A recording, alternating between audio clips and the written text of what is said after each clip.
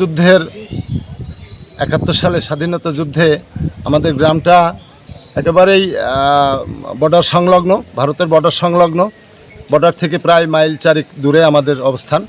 সেই ক্ষেত্রে বাংলাদেশের স্বাধীনতা যুদ্ধের যে যুদ্ধ, সেই পাক বাহিনীর সাথে যে যুদ্ধ, সেই যুদ্ধে পাশেই প্রায় আমাদের গ্রাম থেকে নদীর ওপারেই মাইল 3 বা 4 মাইল দূরে হবে যে ব্যাঙ্গাড়ির মাঠ, সেখানেই বাংলাদেশের সবথেকে রক্তক্ষয়ী সম্মুখ যুদ্ধ হয়েছে পাক বাহিনীর সঙ্গে।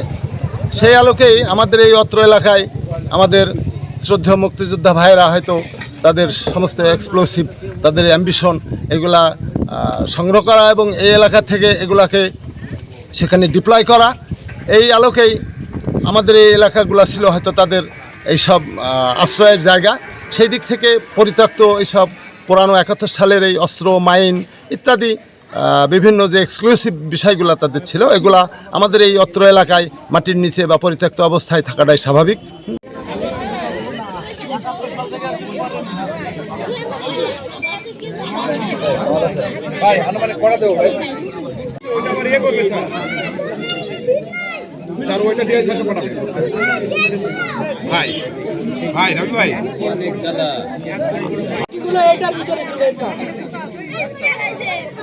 এই জিনিসটা একটা বাক্স জাতীয়, আর এই বাক্সের মধ্যে এই জিনিসগুলো ছিল। দেখেন একটা বাক্স,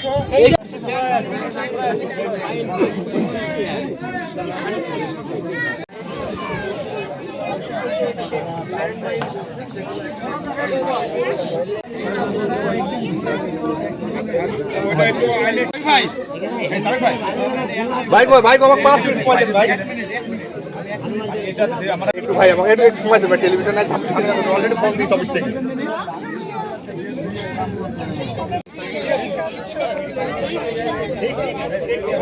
ভাই কি বলেন তো ভাই, নো কমেন্টস।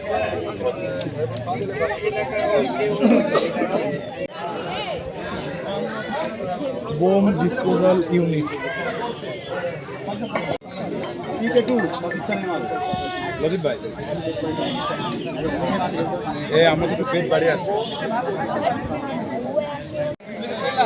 জোয়ারদার কইটুতে খোয়া পইড়ি বোমার সাদৃশ্য বস্তু যখন বানায় নিয়ে যায়, নেতাও ডুপ্লিকেট হইতে